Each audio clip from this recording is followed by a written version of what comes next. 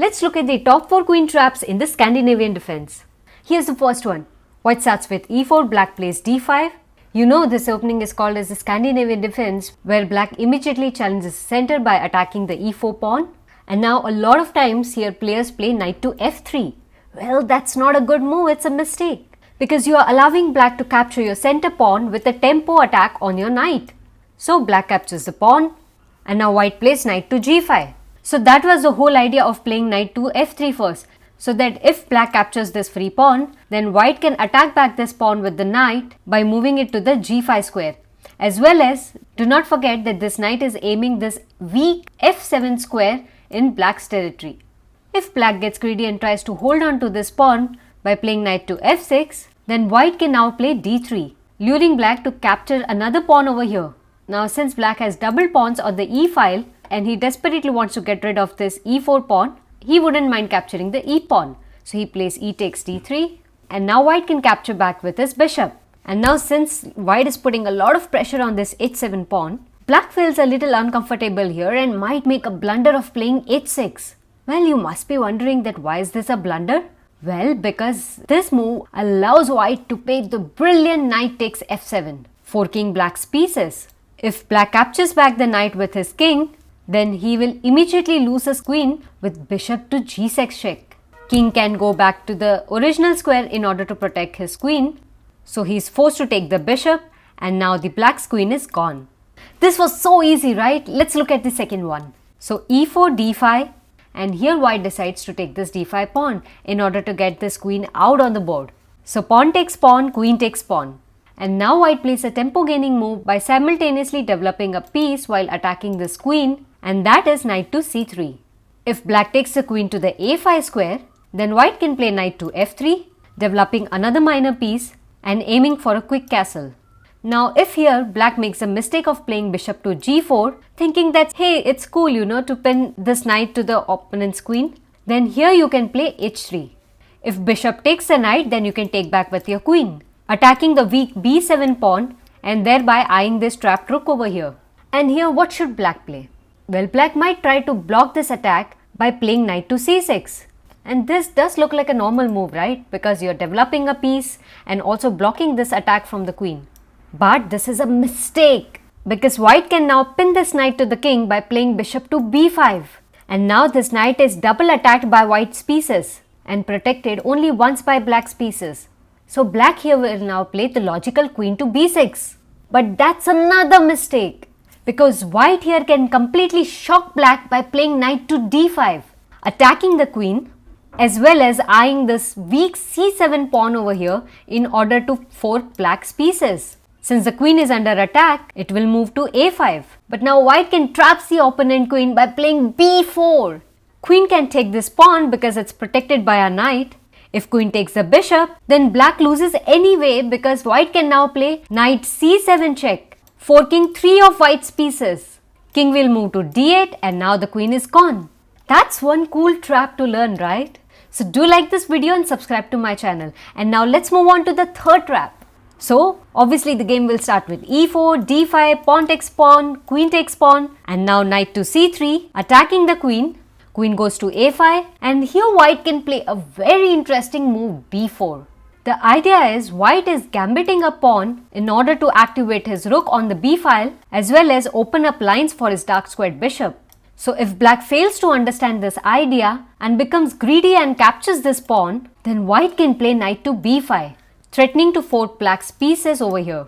Queen will likely come to the a5 square in order to protect this weak c7 pawn, but here black doesn't realize that he is slowly falling into the white's trap because white can now play bishop c4, eyeing the weak f7 pawn, and here black might play c6. It is the most popular move in this position, played by thousands of players, but this is a blunder. Why is this a blunder? Because white can now play bishop takes f7 check. If king takes the bishop, then white can attack the king with his queen, so queen h5 check. Black will most likely block the check with g6, but this last move just loses black's queen. Can you find the winning move for white over here? Well, knight to d6 check, checking the black king while leaving a discovered attack on this black's queen. So pawn takes knight and queen takes queen wins the game for white.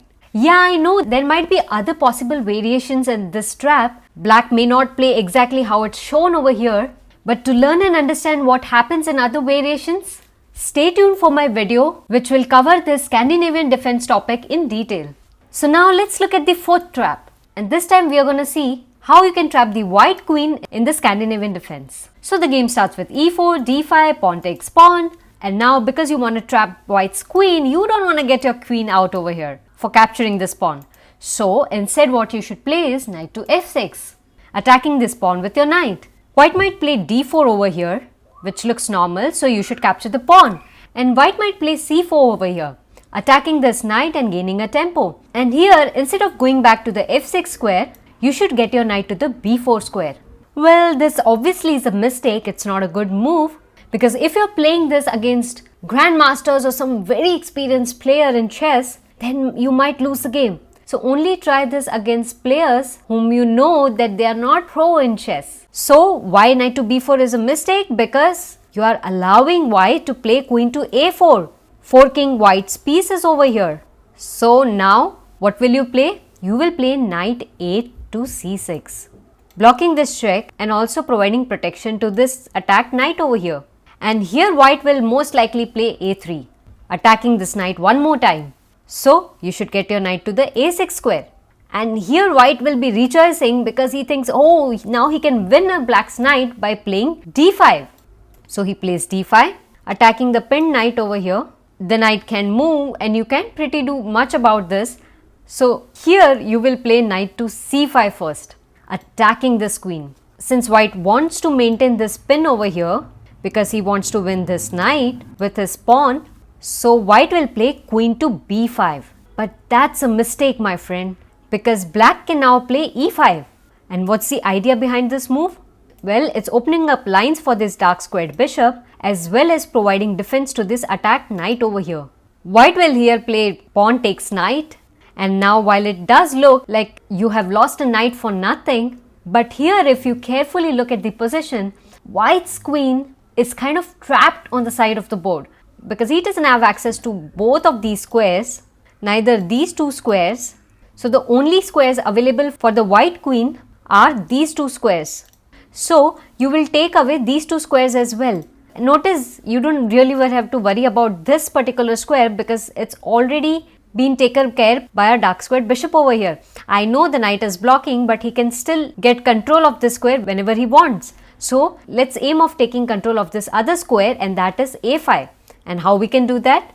Well, black can play b6.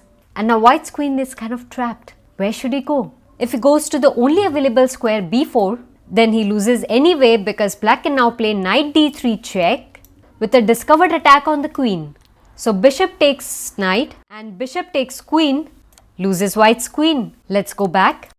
And if white decides to stay over here by playing any other developing move like bishop to e3 or knight to d2 or knight to c3, then none of these moves help white anyway, because after one of these moves, black can attack white's queen with the move a6.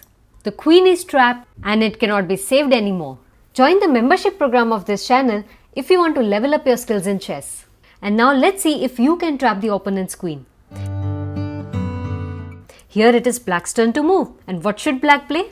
Let me know your answers in the comments box and I'll see you in the next video.